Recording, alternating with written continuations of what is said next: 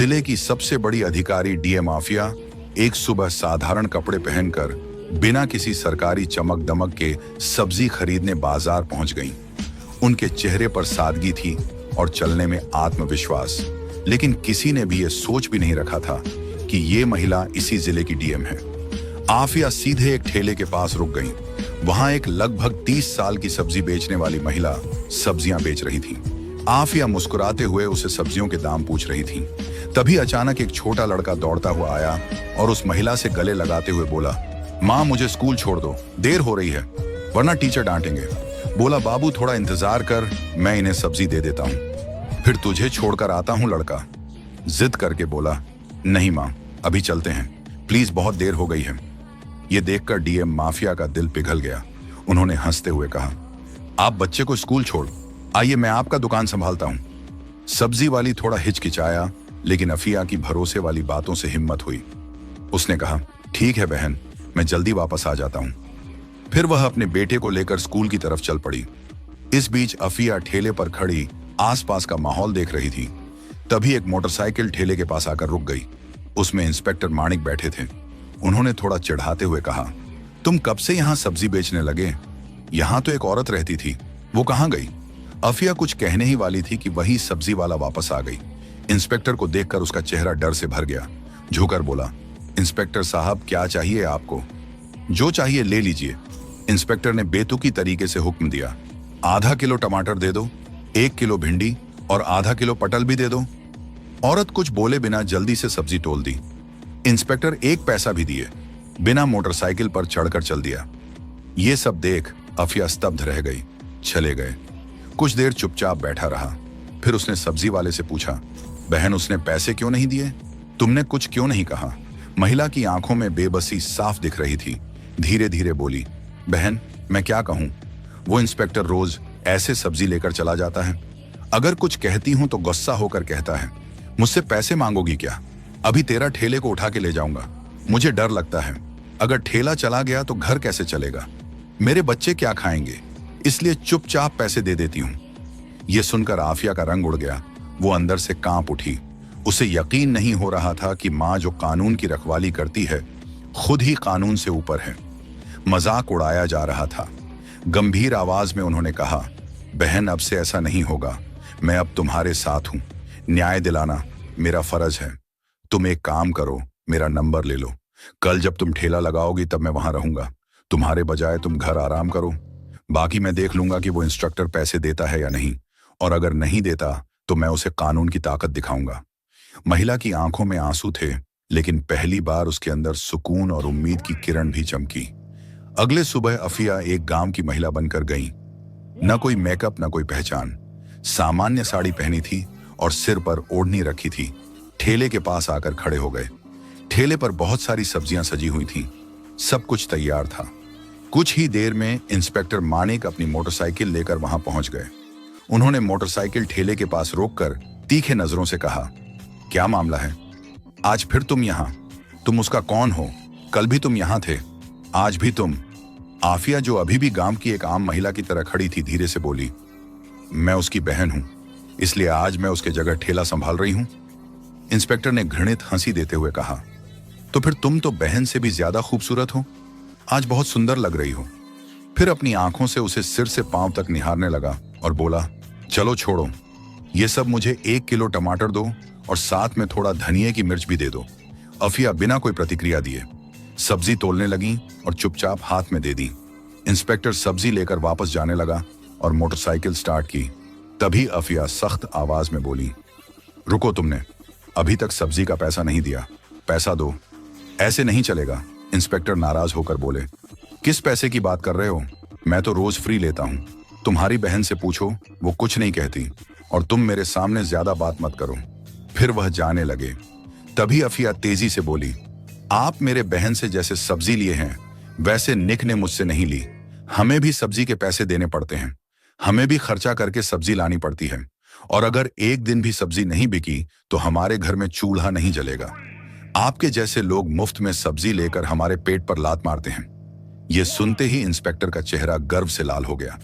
वह गुस्से में आकर अफिया के गाल पर जोरदार थप्पड़ मारा। अफिया लड़खड़ा गई। लेकिन खुद को संभाल लिया। आंखों में आग थी पर आत्मसम्मान और चुप रहने को तैयार नहीं थी। कांपती आवाज में अफिया बोली, आपने एक महिला पर हाथ उठाकर बहुत बड़ी गलती की है। तुम्हें इसके नतीजे भुगतने पड़ेंगे। इंस्पेक्टर और गुस्से में चिल्लाया, तू मुझे सिखाएगा? तेरा इतना हिम्मत है, अभी दिखाता हूं। फिर उसने आफिया के बाल पकड़कर खींचे। आफिया दर्द से करा उठी, लेकिन बाल छोड़ाकर बोली, यह सब बहुत गलत हो रहा है। मैं तेरे खिलाफ रिपोर्ट करूंगी। तुझे सब्जियों के पैसे देने ही होंगे। लेकिन इंस्पेक्टर अपनी पद की ताकत में मदहोश था। बोला, रिपोर्ट कर, अगर तेरे में इतना हिम्मत है तो। तू एक सब्जी विक्रेता है और मैं इस थाने का इंस्पेक्टर। मैं तुझे यहीं से खरीद सकता हूं। ज्यादा बोला तो उल्टा तुझे जेल में डाल दूंगा। यह कहकर वह मोटरसाइकिल पर चढ़ गया और स्टार्ट करके चला गया। आफिया पहले तो कांप रही थी, फिर भी उसने खुद को संभाला। उसने पूछा कि यह इंस्पेक्टर कितना नीचे जा सकता है। कुछ देर ठेले के पास बैठने के बाद उसने सब्जी वाले को फोन किया और कहा, अब तुम ठेले पर आओ। सब्जी वाली आते ही आफिया चुपचाप वहां से निकल गई। घर जाकर उसने अपने कपड़े बदले और पीले रंग का सलवार सूट पहनकर एक आम औरत की तरह थाने पहुंची। थाने पहुंचकर देखा कि इंस्पेक्टर मानिक वहां नहीं था। एक हवलदार डेस्क पर बैठा था। आफिया ने सीधे उससे पूछा, मुझे रिपोर्ट करनी है इंस्पेक्टर मानिक से, और एसएचओ साहब से भी मिलना होगा। हामिल्दा ने जवाब दिया, इंस्पेक्टर साहब कुछ काम से घर गए हैं और एसएचओ साहब फील्ड विजिट पर बाहर गए हैं। आप चाहें तो थोड़ी देर बैठिए। अफिया की आंखों में अब न्याय की आग जल रही थी और ये आग अब फिर बुझने वाली नहीं थी। थाने में कुछ वक्त बिताते ही अचानक दरवाजा खुला और एसएचओ आतिक राणा अंदर आए। भारी कदमों से अंदर आते ही उनकी नजर पीले सलवार सूट पहने उस आम महिला पर पड़ी जो कोई और नहीं, खुद डिप्टी मजिस्ट्रेट माफिया थी। आतिक राणा ने सख्त आवाज में पूछा, तुम कौन हो? यहां क्यों आई हो? अफिया ने शांत स्वर में कहा, मुझे रिपोर्ट बनानी है। यह सुनकर आतिक राणा तंज कसते हुए हंस पड़े। रिपोर्ट बनानी है तो पहले कुछ खर्चा लेकर आए हो? यहां रिपोर्ट बनाने के लिए 10 से 15 हजार रुपए लगते हैं। लाए हो तो निकालो, वैसे भी तुम्हारी रिपोर्ट लिख दूंगा।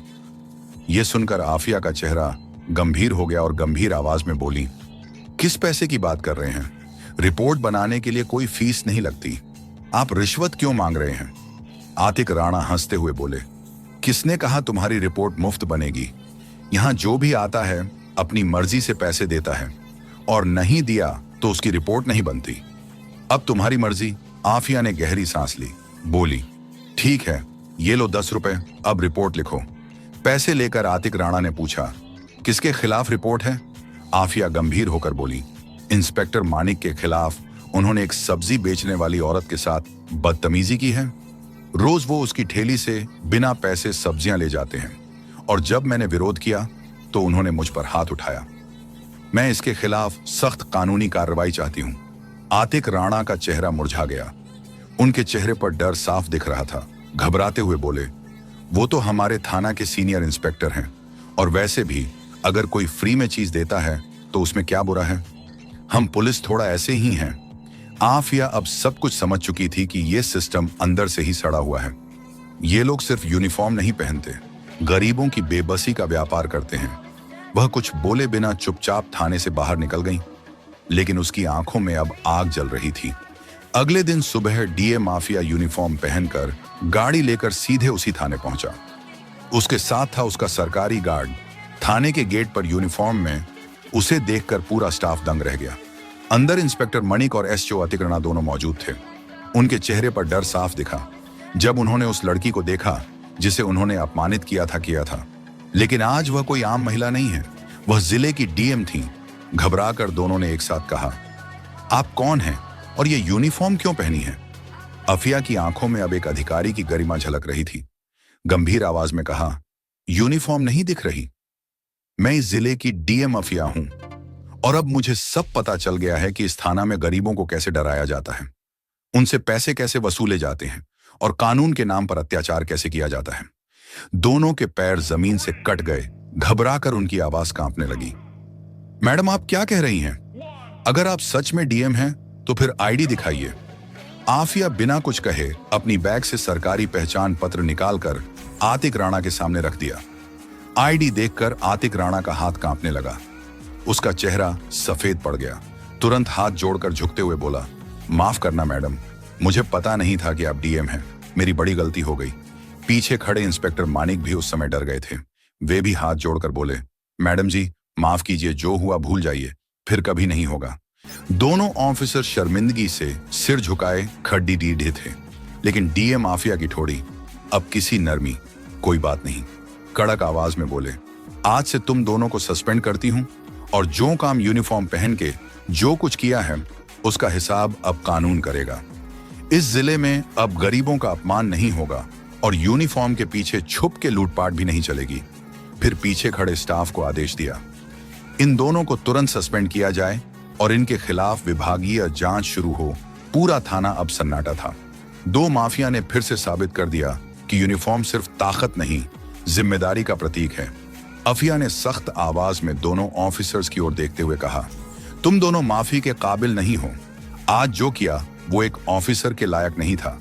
अगर मैं तुम्हें माफ कर दूं तो तुम फिर वही गलती करोगे, फिर से किसी गरीब को तंग करोगे, किसी बेबस की आवाज दबाओगे। ये कहकर वह आगे बढ़ने लगे, लेकिन तभी इंस्पेक्टर मनीष और एसएचओ आतिक राणा दोनों उनके पैर पकड़कर गिर पड़े। उनकी आंखों में पछतावा और चेहरे पर शर्म साफ झलक रही थी। आतिक राणा बोले, मैडम आप सही कह रही हैं, हम वाकई माफी के काबिल नहीं हैं, लेकिन एक आखिरी मौका दीजिए, हम सच में बदल जाएंगे। आज से किसी गरीब को तकलीफ नहीं देंगे, किसी से बेवजह पैसे नहीं लेंगे और हर फरियादी की इज्जत करेंगे। मनीष भी सिर झुकाकर बोला, माफ कीजिए मैडम, वादा करता हूं फिर ऐसी गलती नहीं होगी। अगर हुई तो आप हमें सस्पेंड नहीं, सीधे जेल भेज देना। अफिया कुछ देर चुप रही। वे दोनों के भीगे हुए आंखों और डरे हुए चेहरे को देखकर उन्होंने गहरी सांस ली और गंभीर आवाज में कहा, ठीक है, मैं तुम्हें माफ कर रही हूं, लेकिन यह आखिरी मौका है। अगली बार अगर किसी गरीब की आवाज मेरे तक पहुंची, अगर किसी ने कहा कि थाने में अन्याय हुआ है, तो मैं तुम्हें सिर्फ सस्पेंड नहीं करूंगी, जेल के पीछे डाल दूंगी और इस बार कोई माफी नहीं होगी। दोनों ऑफिसर सिर झुका लिए, आत्मसम्मान बिखर चुका था, लेकिन अब उनमें सुधार की एक असली किरण दिखने लगी थी। अफिया जब थाने से बाहर निकली तो पूरे स्टाफ की तरफ देखते हुए बोली, पुलिस की वर्दी डराने के लिए नहीं, भरोसा दिलाने के लिए होती है। इस वर्दी की असली इज्जत तब होगी जब इसे पहनने वाला सम्मान देना सीखेगा। डीएम के जाने के बाद पूरे थाने में एक सन्नाटा फैल गया। सबके चेहरे पर शर्म और चिंता के निशान साफ दिखे। उस दिन के बाद पूरा थाना जैसे बदल गया।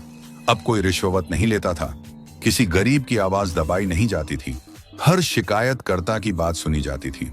रिपोर्ट बिना टका पर लिखा होता था। सड़क से बाजार तक पुलिस लोगों की मदद करते हुए दिखते थे। सब्जी बेचने वाली औरत भी अपने ठेले पर हंसते हुए बैठती थी, क्योंकि अब उसे कोई डर नहीं था। ये कहानी हमें सिखाती है कि हिम्मत और ईमानदारी से बड़ी कोई ताकत नहीं होती। अगर कोई पद पर बैठा व्यक्ति अन्याय करता है तो उसकी यूनिफॉर्म नहीं, उसके काम और बातों से पहचाना जाता है। और जब सच्चाई कहने वाला इंसान खड़ा होता है तो पूरा सिस्टम बदल सकता है। अगर आपको ये वीडियो पसंद आए तो एक लाइक जरूर दें